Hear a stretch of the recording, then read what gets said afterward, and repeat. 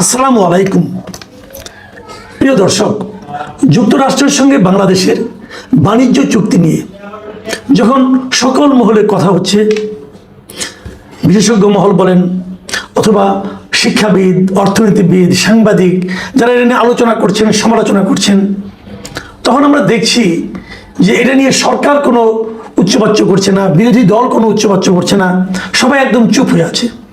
তারা যেন কেউ একটা ভয় পাচ্ছে অথবা তারা যেন ব্যাপারটাকে মেনে নিয়েছে এবং মানুষ যেটা বলছে, সবাই আমরা যেটা সমালোচনা করছি, এটাকে তারা কোনো প্রতিবাদ না করায় মনে হচ্ছে যেন তারা মনে করছে যে এটা নিয়ে প্রতিবাদ করার কিছু নেই, মানে তাদের কোনো যুক্তি নেই।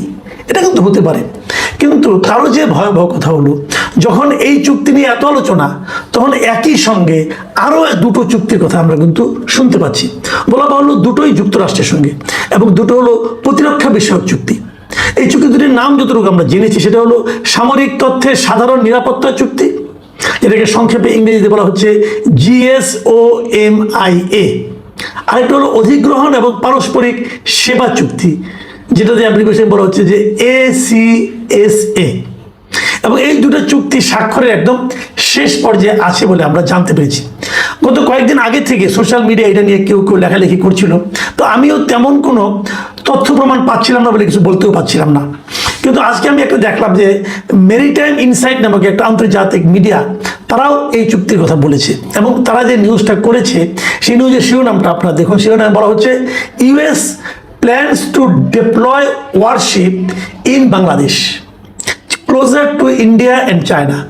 মানে এই চুক্তিটা হলে পর কি প্রতিক্রিয়া হতে পারে, কি ঝামেলায় আমরা পড়তে পারি, সে সম্পর্কেও একটা ইঙ্গিত কিন্তু এই নিউজের মধ্যে দেওয়া আছে, যে চীন এবং ভারত এটাকে সহজভাবে নাও নিতে পারে। এখন প্রশ্ন হলো চুক্তিতে কি আছে। আমরা চুক্তি বিষয়টা যদি বোঝার চেষ্টা করি, এই চুক্তিতে যে কথাটা বেসিক্যালি বলা হয়েছে, অনেক কথার ফাঁক দিয়ে যেটা বলা হয়েছে যে মার্কিন যুদ্ধ জাহাজ এবং সামরিক বিমান এগুলো বাংলাদেশের বন্দর এবং বিমান ঘাঁটিগুলো জ্বালানি সংগ্রহ, রক্ষণাবেক্ষণ এবং লজিস্টিক সহায়তার জন্য ব্যবহার করতে পারবে। মানে আমাদের নৌবন্দর, আমাদের বিমানবন্দর যুক্তরাষ্ট্র তাদের প্রয়োজন অনুযায়ী ব্যবহার করতে পারবে। এখন তারা ব্যবহার করে কি করবে? দেখুন, এইগুলি কিন্তু খুব একটা বেসিক পয়েন্ট। আমাদের নৌবন্দর কোনগুলো, চট্টগ্রাম বন্দর বলেন, পায়রা বন্দর বলেন, পটুয়াখালী নৌঘাটি, হ্যাঁ, এবং কক্সবাজারের বিএনএস পেকুয়া যে সাবমেরিন ঘাঁটি আছে, তারা কিন্তু এটাও ব্যবহার করতে পারবে। এখন যদি ব্যবহার করতে পারে, সেই বিষয়টাকে ভারত এবং চীন কিভাবে নেবে? তারা কি খুশি হবে? এই বন্দরগুলো যদি ধরা যাক, কথার কথা, আমরা যদি ভারতকে ব্যবহার করতে দিতাম, এখন আলাপাত দেন, ধরা যাক শেখ হাসিনারা বলে, তখন যদি বাংলাদেশ এই ঘাঁটিগুলো ইন্ডিয়াকে ব্যবহার করতে দিত, সারা দেশে কি হতো বলুন তো? তুলকালাম কাণ্ড হয়ে যেত। তারা বলতো দেশ বিক্রি করে দিচ্ছে, আমরা গোলামিতে ঢুকে যাচ্ছি, গোলামি চুক্তির মধ্যে ঢুকে যাচ্ছি, আমরা অন্য দেশের করদ রাজ্যে পরিণত হচ্ছি বলতো। কিন্তু কারা বলতো? সেই চেহারাগুলো আপনারা জানেন। সেই লোকগুলি এখন কি করছে? সেই লোকগুলো কেউ কি প্রতিবাদ করেছে? কেউ কি একটা শব্দ উচ্চারণ করেছে? তাহলে যে গোলামি হয়নি সেটা নিয়ে তাদের চিৎকার চেঁচামেচি আমরা দেখেছি, কিন্তু যে গোলামি হয়ে যাচ্ছে, চুক্তির নাম টাম সবই ঠিক হয়ে গেছে, কি হবে তাও আমরা ইন্টারন্যাশনাল মিডিয়াগুলোতে এগুলো নিয়ে লেখালেখি চলছে, সেগুলো নিয়ে আমাদের মিডিয়াও চুপ। এবং আমাদের ওই দেশপ্রেমিক লোক যারা গোলামির কথা শুনলে পরে যাদের গায়ের রক্ত টকবক করে ফুটতে থাকে, সেই লোকগুলি এখন হিম শীতল রক্ত নিয়ে চুপচাপ বিচরণ করছেন হাসি মুখে। কেন হচ্ছে এটা? কেন করতে দিচ্ছি আমরা? কেবল এটাই না, এরপরে কিন্তু অন্যান্য সামরিক স্থাপনাও কিন্তু আমাদেরকে ব্যবহার করার জন্য দিতে হবে মার্কিন যুক্তরাষ্ট্রকে।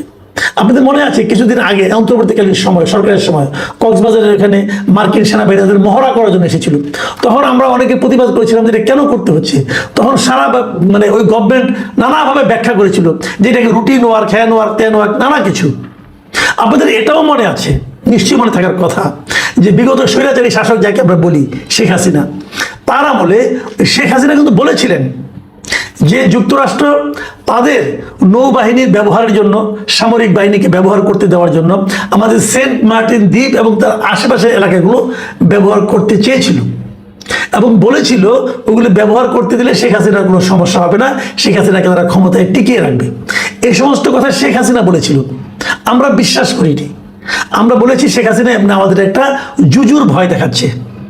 কিন্তু এখন আমরা কি দেখছি, শেখ হাসিনা বলছিল এগুলো যদি আমি ব্যবহার করতে না দিই তাহলে আমাকে হয়তো সরে যেতে হতে পারে। এখন আমরা কি দেখছি, শেখ হাসিনাকে সরে যেতে হয়েছে, শেখ হাসিনা দেশ ছেড়ে চলে গেছে। এটার পেছনে অন্য কারণও আছে, আমি অবশ্যই বলবো।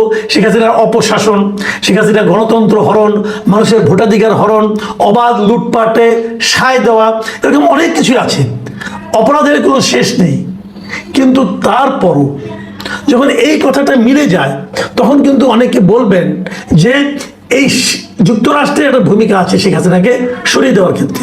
আপনাদের মনে আছে কয়েকদিন আগে এই আমরা যেটাকে জুলাই আন্দোলন বলছি, সেই আন্দোলনের যিনি প্রধান ব্যক্তি যারা ছিলেন, তাদের যিনি গুরু হিসেবে পরিচিত ছিলেন মিস্টার ফরহাদ মাজহার, উনিও কিন্তু কয়েকদিন আগে বলেছেন যে উনি এখন বুঝতে পেরেছেন যে আন্দোলন অথবা শেখ হাসিনার পতন অথবা ক্ষমতার পরিবর্তন যাই বলি না কেন, এর পেছনে মার্কিন যুক্তরাষ্ট্রের একটা বড় ভূমিকা আছে।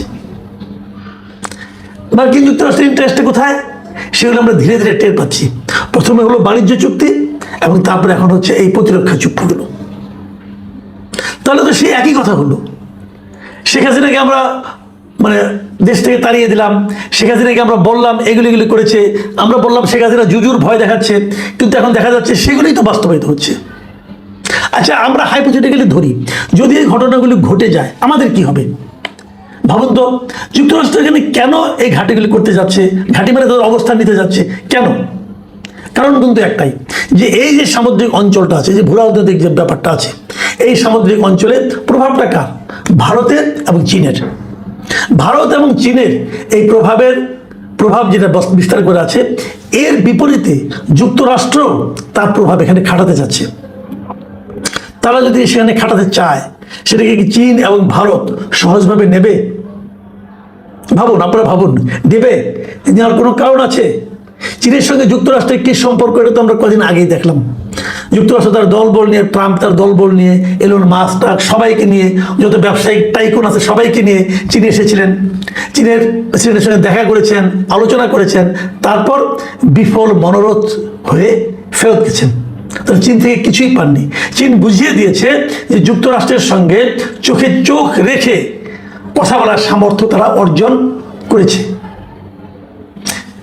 এখন যদি আমাদের এই সমুদ্র অঞ্চলে যদি যুক্তরাষ্ট্র তার প্রভাব বিস্তার করতে আসে, যদি আমাদের বিমান ঘাঁটিগুলো তাদের সামরিক বিমান ব্যবহার করার সুযোগ পায়, যেটা চীনও পায় না এবং ইন্ডিয়াও পায় না, তো তারা কি এটা সহজভাবে নেবে? নেবে না। না নিলে কি হবে? যুক্তরাষ্ট্র এবং চীন মুখোমুখি হবে। কোথায় মুখোমুখি হবে? আমাদের সমুদ্র এলাকায় মুখোমুখি হবে। মানে আমরা হব চীন এবং যুক্তরাষ্ট্রের যে বিরোধ, সেই বিরোধের ক্ষেত্র। মানে আমরা আমাদের জমি দেব, যে তোমরা আমাদের জমিতে বসে যুদ্ধ করো। তখন সেই জমিটার কি অবস্থা হবে? তা আমরা কেন যেটা পরাশক্তির যুদ্ধের মাঝখানে নিজেদেরকে স্যান্ডউইচ বানানোর জন্য এত আগ্রহ দেখাচ্ছি? এটা কি আমাদের স্বার্থে নাকি যুক্তরাষ্ট্রের স্বার্থে? আমাদের সরকারের মধ্যে কি কেউ আছেন যারা যুক্তরাষ্ট্রের স্বার্থ রক্ষার জন্য উদ্গ্রীব হয়ে আছেন? তারা কারা? তাদেরকে আমরা চিনি, আপনি চিনেন, আমার তো মনে হয় সবাই চিনে। সেই জায়গাতে আমরা বেরোবো কিভাবে? এবং সবচেয়ে দুর্ভাগ্য যে কথাটা, যেটা আমি বারবার বলে আসছি, যে এই ঘটনা ঘটাচ্ছে, হয়তো এমন হতে পারে আমাদের সরকার একটা চাপের মধ্যে আছে, আমাদের সরকার ভয় পাচ্ছে, কিন্তু আমাদের সরকারকে সেই ভয় থেকে বের হওয়ার জন্য আমাদের বিরোধী দল বলেন, তারা কি করছে? তারা কি কোনো ভূমিকা রাখছে? তারা যদি জনগণকে সঙ্গে নিয়ে এই বিষয়গুলো প্রতিবাদ করত, তাহলে তো আমাদের সরকার বলার সুযোগ পেত যে আমার দেশের জনগণ এগুলো চায় না, কাজে এটা আমরা করব না। কিন্তু সেই সুযোগটা কি সরকার পাচ্ছে অথবা নিচ্ছে? সরকার নিজেও বলতে পারতো যে আমাদের জনগণ এগুলো চায় না, সরকার জনগণের কাছে পুরো বিষয়টা ওপেন করে দিতে পারতো। কিন্তু সেগুলো কোনো কিছু আমরা দেখতে পাচ্ছি না। আমরা বুঝতে পারছি না দেশ আসলে কোন দিকে যাচ্ছে, দেশ আসলে কার আঁচল তলে যাচ্ছে, দেশ আসলে কার ভিত্তিতে পরিণত হচ্ছে। প্রিয় দর্শক, এই নিয়ে হয়তো আরো আলোচনা করতে হবে।